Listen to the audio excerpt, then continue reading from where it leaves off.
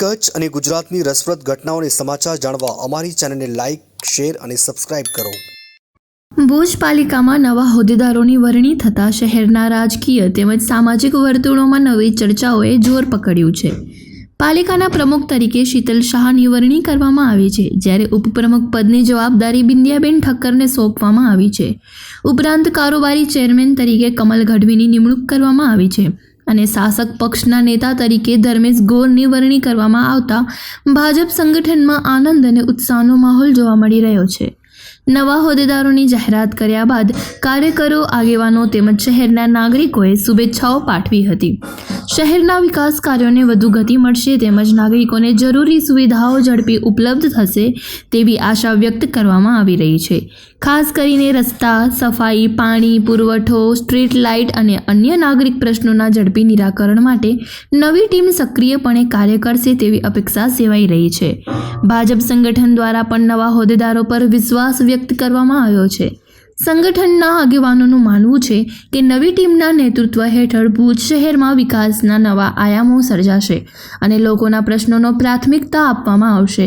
શહેરના સર્વાંગી વિકાસ સાથે પારદર્શક અને જવાબદાર વહીવટ આપવાનો પ્રયાસ કરવામાં આવશે તેવી ચર્ચાઓ રાજકીય વર્તુળોમાં ચાલી રહી છે. સૌપ્રથમ તો પહેલાં હું ભારતીય જનતા પાર્ટીના વરિષ્ઠ આગેવાનો, ગુજરાત નેતૃત્વના અમારા ભારતીય જનતા પાર્ટીના પ્રમુખ જગદીશ વિશ્વકર્મા, રત્નાકરજી અને જિલ્લાના પ્રમુખ દેવજીભાઈ, વિનોદભાઈ, એમનો આભાર માનીશ. ખાસ કરીને મારા માર્ગદર્શક અને પિતાતુલ્ય એવા જે ધારાસભ્ય શ્રી છે કેશુભાઈ પટેલ, એમનો પણ ખૂબ ખૂબ આભાર માનીશ કે જે મને આ તક આપી અને મને અહીંયા બેસાડ્યો, એના બદલ હું દરેકનો આભારી છું. ખાસ કરીને 9મા વોર્ડની જનતાએ જે મને ચૂંટીને અહીંયા સુધી મોકલ્યો અને આ મોકલ્યા પછી મને આ પદમાં જે બેસાડ્યો એ માટે હું દરેક શહેરીજનોનો આભારી છું.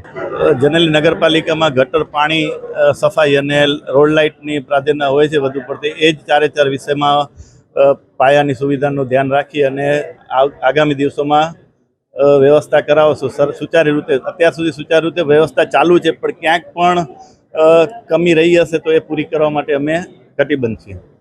સૌપ્રથમ તો ખૂબ ખૂબ આભાર. મને જે ભુજ નગરપાલિકામાં ઉપપ્રમુખની જવાબદારી મળી છે એના માટે ભારતીય જનતા પાર્ટી જિલ્લા કચ્છનું સમગ્ર શીર્ષસ્થ નેતૃત્વ તેમજ સર્વ પ્રજાજનોનું હું અત્રેથી ખૂબ ખૂબ આભાર વ્યક્ત કરું છું. રહી વાત વિકાસની, તો જ્યારે ભુજ 26 કિલોમીટરમાંથી 56 કિલોમીટરના એરિયામાં આવ્યું છે અને હવે દિવસે ને દિવસે ભુજમાં ખૂબ વિકાસ કાર્યો થઈ રહ્યા છે અને આગળ પણ વિકાસ કાર્યોની કોઈ પણ ખૂટતી કડી રહેશે એને અત્રેથી અમે પૂરી કરવાનો પૂરો પ્રયત્ન કરીશું. મહિલાઓ માટે ખાસ એવું કહીશ કે નગરપાલિકામાં ખાસ અઠવાડિયામાં એક દિવસ, જ્યારે હું ખુદ એક મહિલા ઉપપ્રમુખ તરીકે મારી અહીંયા કને વરણી કરવામાં આવી છે, ત્યારે દરેક મહિલાઓને અઠવાડિયામાં એક દિવસ સંસ્થાઓ હોય, મહિલાઓ હોય, મહિલા મંડળો હોય, એમના માટે આખો દિવસ અહીં બેસી લોકોની સમસ્યા ઉકેલવાનો પૂરતો પ્રયત્ન કરીશું.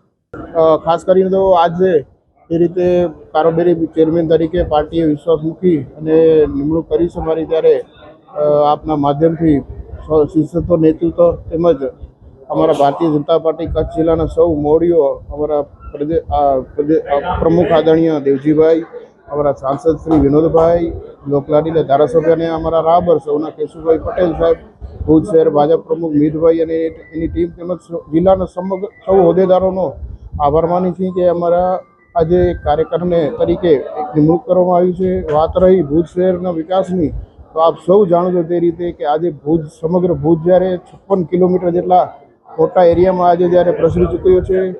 આપણે જોઈએ તો મુંદ્રા રોડથી કરી અને ખારી નદી વિસ્તાર સુધીમાં વિવિધ નવી સોસાયટીઓ જ્યારે ડેવલપ થઈ રહી છે, ત્યારે આગામી સમયમાં એ રીતે ગત બોડીમાં પણ અમારી સમગ્ર ટીમે ભુજના વિકાસ માટે સર્વાંગી કાર્યો કર્યા હતા અને આવનારા દિવસોમાં પણ પાણીનો વિષય હોય, લાઇટનો પ્રશ્ન હોય કે ગટરનો વિષય હોય, દરેક વિષયોને આવરી લઈ અને ભુજનું કઈ રીતે સંતુલિત આપણે વિકાસ કરી શકીએ અને ભુજના લોકોની સુખાકારીમાં કઈ રીતે વધારો કરી શકીએ એ સમગ્ર અમે બેસીને આયોજન કરશું અને એવી આપના માધ્યમથી અત્રેથી ખાતરી આપું છું.